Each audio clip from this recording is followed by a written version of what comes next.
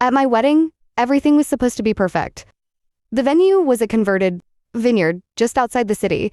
White arches wrapped in roses, soft string lights glowing against the early evening sky, champagne glasses clinking as guests laughed and posed for photos. My dress cost more than I was comfortable admitting. My hair had been styled twice because the first version didn't photograph rich enough. According to my mother, and my father had spent the entire morning reminding everyone how much he contributed financially. This day, in his mind, was a reflection of him. I should have known that meant nothing simple or quiet would be allowed to exist. Grandpa arrived late. I noticed the moment he stepped out of the car because he didn't look like the other guests. While everyone else wore tailored suits and designer dresses, Grandpa stood there in a worn gray jacket that had clearly seen better decades. His tie was old-fashioned and slightly crooked. His shoes carefully polished but cracked at the seams. He held something small in his hands. Not wrapped in satin, not tied with a bow, just a thin, brown envelope. I smiled anyway and rushed over, lifting my dress as I crossed the gravel. "Grandpa," I said, hugging him carefully. "You made it." "Wouldn't miss it," he replied, his voice warm but tired. "You look beautiful, sweetheart." He handed me the envelope with both hands, almost ceremonially. "This is for you." I glanced around instinctively. My mother was nearby, watching. My father stood a few feet away, talking loudly with my new in-law. Already half smiling in anticipation of something impressive, I opened the envelope. Inside was an old bank passbook, the kind people used before apps, before cards, before online accounts. Its cover was faded navy blue. The edges were frayed. My name was handwritten inside in neat, careful ink. For a second, I didn't know what to say. I looked up at Grandpa. He seemed nervous now, like a child waiting for approval. "I started it for you when you were born," he said quietly. "Put a little in whenever I could. It's not much, but it's yours." I felt my throat tighten. Before I could speak, my father stepped closer. "What's that?" he asked. Grandpa turned slightly. "A passbook?" Dad took it from my hands. He flipped it open once, then laughed. A sharp, ugly laugh that cut through the music. "This?" he said loudly. "This is what you brought to my daughter's wedding?" The conversations around us began to fade as people noticed. Dad held the passbook up between two fingers, like it was contaminated. "This is trash," he said. "An old book from a time when people didn't understand money." A few people chuckled nervously. I reached for it. "Dad, give it back." He ignored me. "There's a gift table for a reason," he continued, projecting his voice. "Not whatever this is." Grandpa's face strained of color. "I just wanted," he began. Dad didn't let him finish. He turned, walked to the champagne bucket beside the bar, and without hesitation, tossed the passbook straight into the ice. "Trash belongs with trash," he said. Laughter erupted. "Not everyone but enough." My mother didn't stop him. She just sighed, like this was mildly embarrassing but ultimately justified. My new husband froze beside me, unsure whether to intervene or stay quiet. I stood there, staring at the bucket as melting ice seeped into the pages of something my grandfather had built for decades. I felt something inside me snap. I walked over, plunged my hands into the freezing water, and pulled the passbook out. The pages were soaked, ink bleeding slightly, but still readable. Dad rolled his eyes. "Don't be dramatic." I didn't answer him. I turned to Grandpa, who was staring at the ground. "I love it," I said, loud enough for people to hear. "Thank you."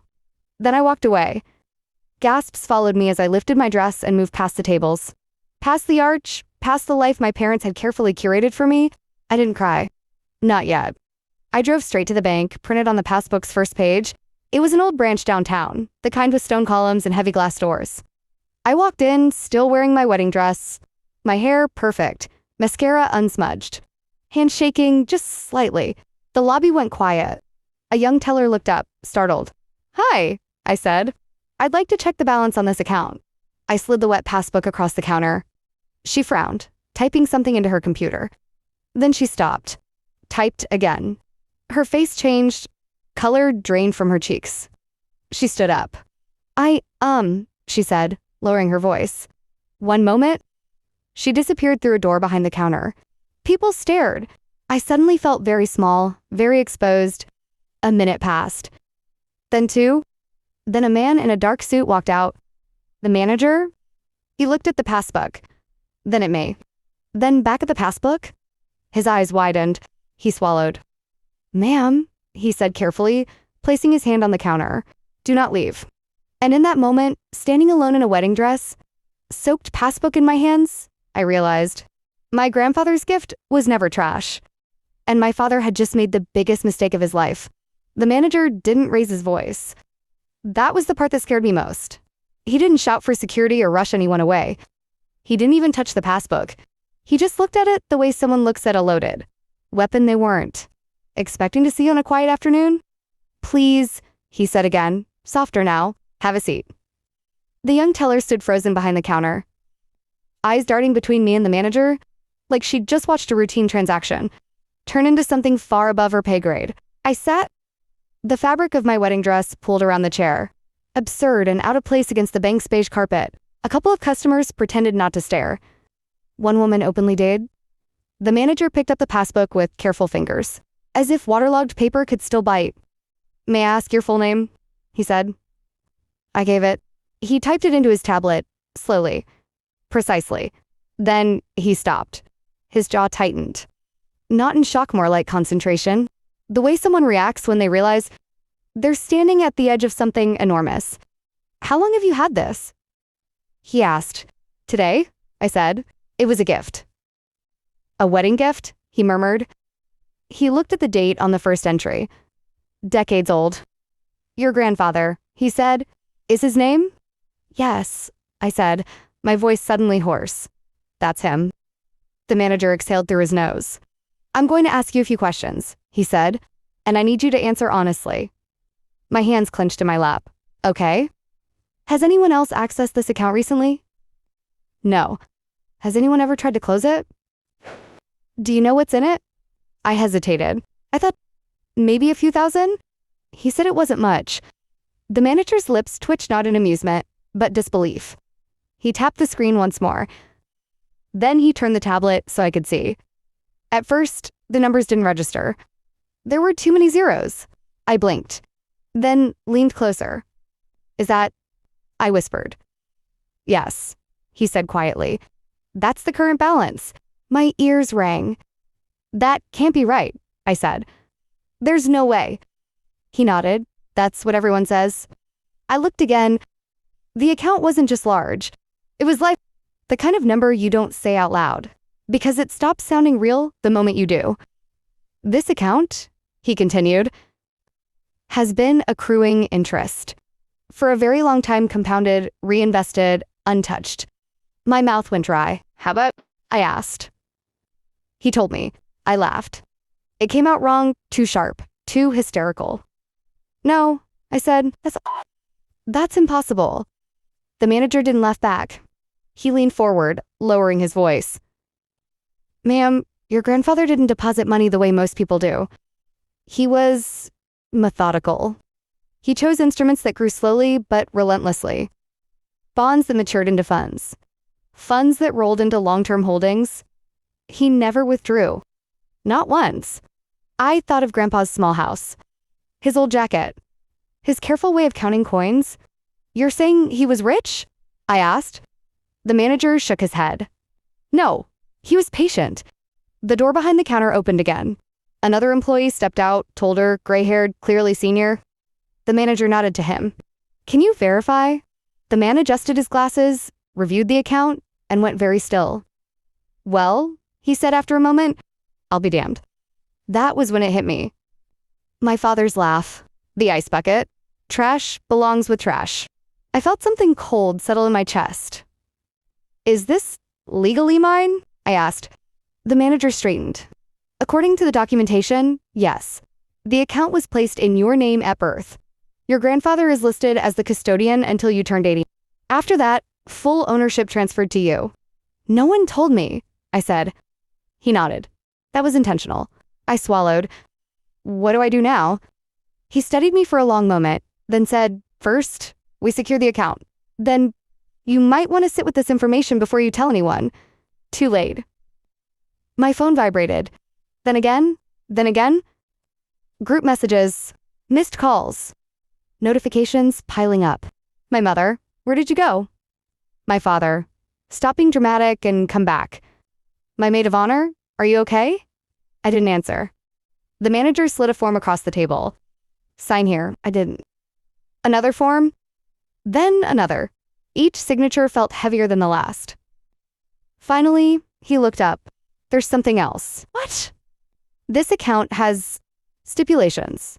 My heart jumped. What kind? Not restrictions, he said. Protections. Your grandfather set conditions for access. Large transfers require in-person authorization. Any attempt by a third party to interfere triggers a hold and an audit. I thought of my father's controlling hands. What happens if someone tried to take it? I asked. The manager's eyes hardened. Then they'd have a problem. I left the bank an hour later. The sun had dipped lower. The sky streaked pink and gold. My phone buzzed nonstop. I finally answered my mother. Where are you? She demanded. Do you have any idea how embarrassing this is? I went to the bank. I said. She scoffed. Over that old thing? Honestly, I know what's in the account, I interrupted. Silence. What do you mean? She asked slowly. I said it wasn't trash. Her voice sharpened. How much could it possibly? I told her. She gasped. That's not funny, she said. It's not a joke. I heard muffled voices in the background. My father, put me on speaker, he demanded. No, she whispered. Put me on. The line clicked. That better not be a lie, my father said. Because if you're trying to get attention, it's real, I said. And it's mine. A pause. Then laughter. I hung up. When I arrived back at the venue later that night, the party was winding down. Guests whispered as I passed. My father spotted me immediately. He smiled like nothing had happened. There you are, he said, opening his arms. Let's forget this nonsense. I looked at him. Really looked. And for the first time, I saw fear hiding behind his confidence. I'm not forgetting, I said. His smile faltered. Then you're making a mistake, he warned. I thought of Grandpa's shaking hands. His quiet pride? No, I said calmly. You already did. And I walked past him straight toward the man. Everyone had underestimated for decades. My grandfather. He looked up as I approached, eyes full of worry. I'm sorry, he said immediately. I didn't mean to cause trouble. I knelt in front of him, took his hands, and said the words that changed everything. You didn't cause it. You revealed it? His eyes filled with tears. Behind us, my father watched, and for the first time that night, he wasn't laughing anymore. By morning, everyone knew. Not the exact number that was still locked safely behind the banks. Discretion but enough had leaked. Through whispers, half-truth, and panicked phone calls to change the tone of every conversation around me. I woke up in the hotel room I'd booked for my wedding night. Still in yesterday's makeup, my phone buzzing nonstop on the nightstand. Missed calls, voicemails, texts layered on top of each other like a pileup.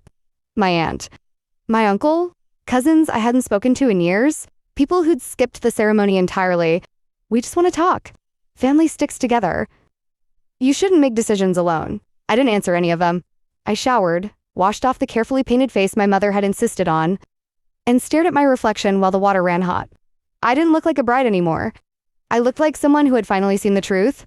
When I stepped into the hotel lobby, my father was waiting.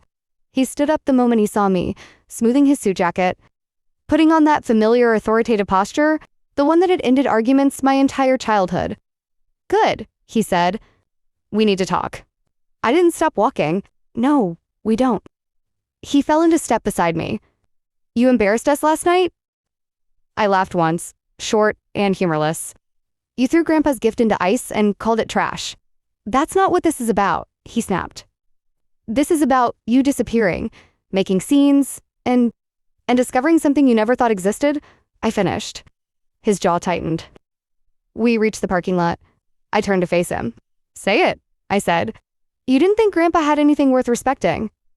He scoffed. He lived like a pauper. He lived like someone who understood time, I replied. For a moment, something ugly flashed in his eyes. Look, he said, lowering his voice. Let's be practical. You're young, emotional. You don't understand. How to manage that kind of money? There it is, I said softly. He frowned. There's what? The part where this stops being about family and starts being about control. His lips pressed into a thin line. I'm your father. And I'm not a child, I said. He leaned closer. That account exists because of us. Because of our name? Don't forget where you came from. I thought of Grandpa. Quietly depositing money year after year while my parents chased appearances. I know exactly where it came from, I said. That's why you're not touching it. His face hardened. You're making a very serious mistake. I didn't reply. I got into my car and drove away. By noon, the pressure intensified. My mother called, crying this time. You don't understand what you're doing, she sobbed. People are talking.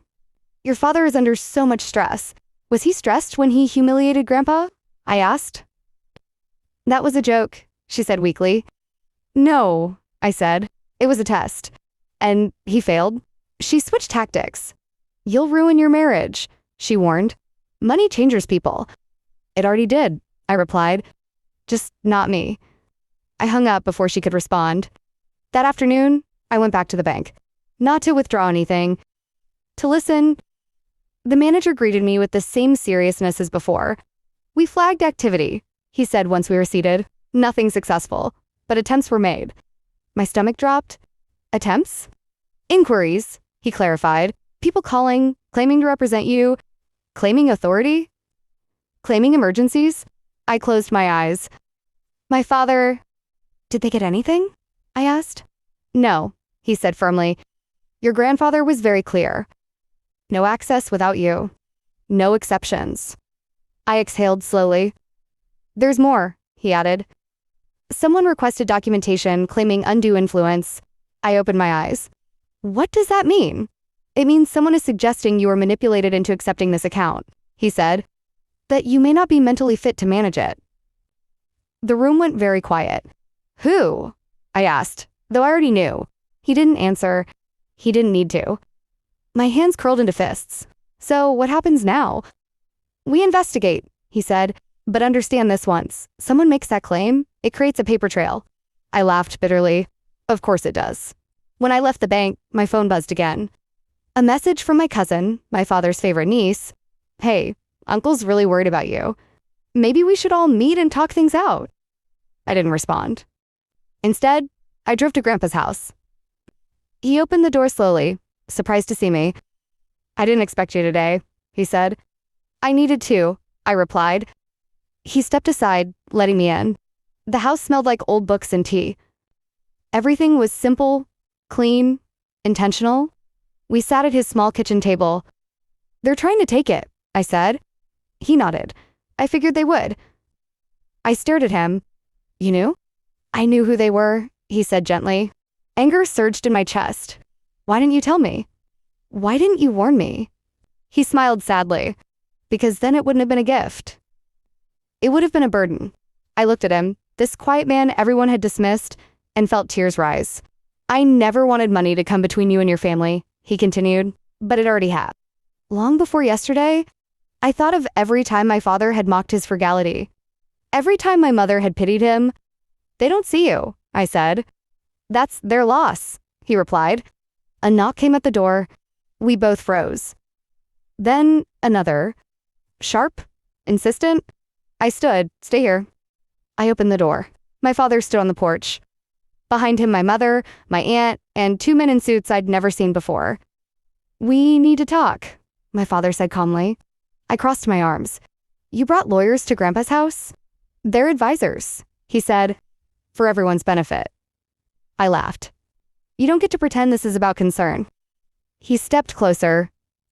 This is your last chance to handle this privately. I felt something steady settle inside me. No, I said. His eyes narrowed. You're choosing him over us. I shook my head. I'm choosing myself. One of the men cleared his throat. Miss, we're here to ensure assets are protected. They are protected, I said.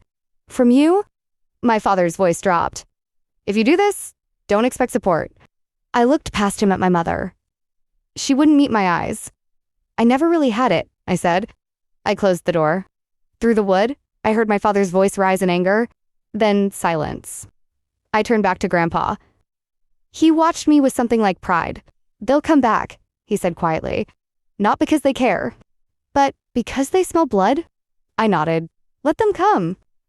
Because what they didn't know yet was that the final condition of Grandpa's gift hadn't even been revealed, and when it was, everything would change.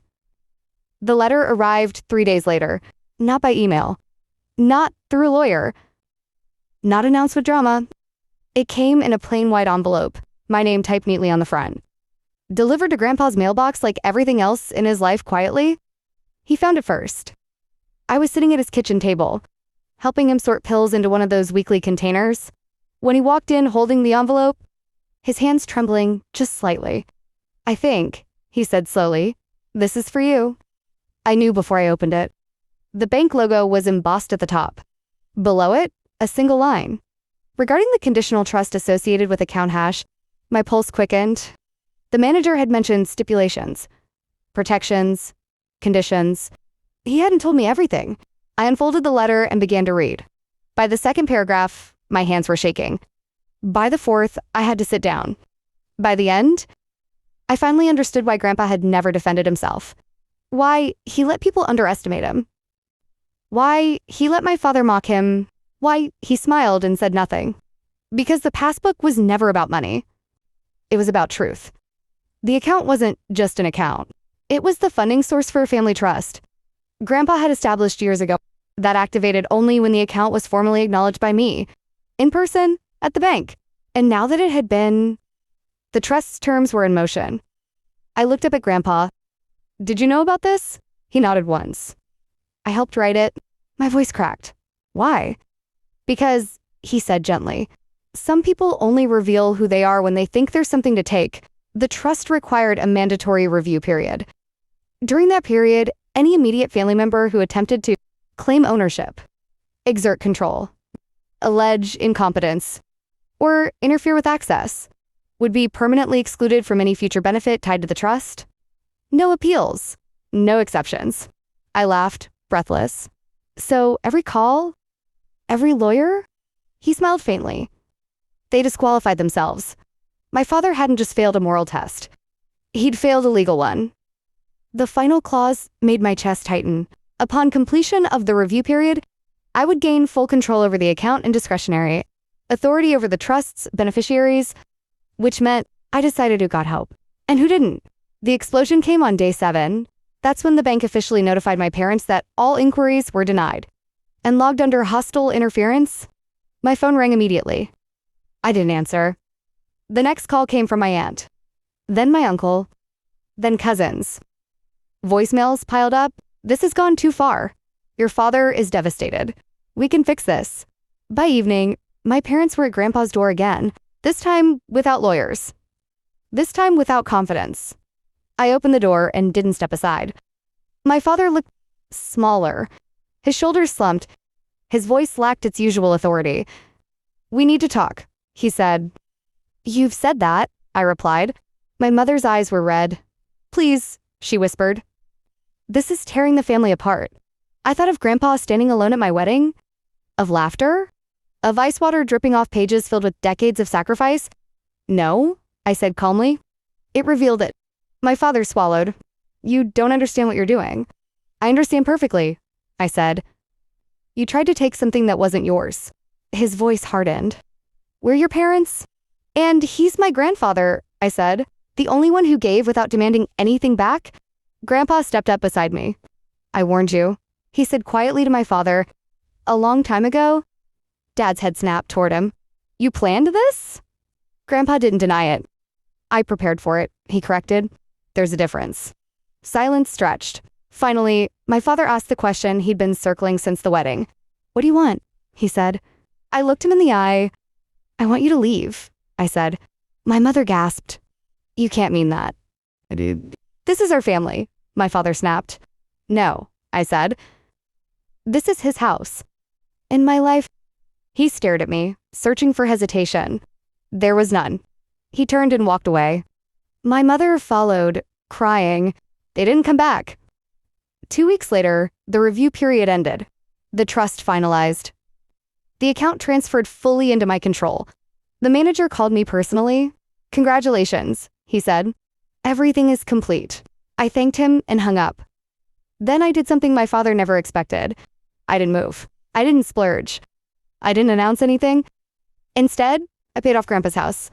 Quietly, I set up a monthly stipend for his care, upgraded nothing. He didn't want, left everything else exactly the same. Then I funded scholarships. Not in my family's name, not in mine. For kids from backgrounds like his, kids no one expected much from. When word got out, the tone of messages changed. Pride replaced panic. Compliments replaced demands. We always knew you were smart. Your grandfather would be proud. I didn't respond. The last message I ever received from my father came months later. It was short. You let money change you. I stared at it for a long time, then typed back. No. It just showed me who you already were. I blocked his number. On the anniversary of my wedding, the one that had fallen apart, I visited Grandpa. We sat on the porch, watching the sun dip low. I'm sorry, I said quietly. About that day, he shook his head. That day gave you clarity. Most people never get that. I leaned my head on his shoulder. They called your gift trash, I said. He smiled. Trash, he replied, is what people throw away when they don't recognize value. I thought of the ice bucket, the laughter, the teller's pale face, and the moment everything changed. At my wedding, Grandpa gave me an old passbook. My father threw it away, and in doing so, he threw away the only thing he could never buy back.